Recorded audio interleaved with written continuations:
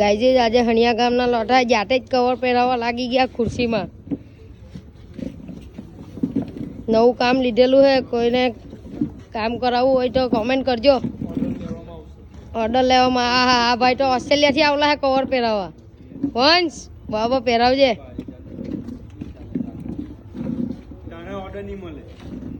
Order તમે આલહો જ મને. કુલદીપસિંહ બાબા પહેરાવજો હે તમે. કલાક હા ભાઈ જો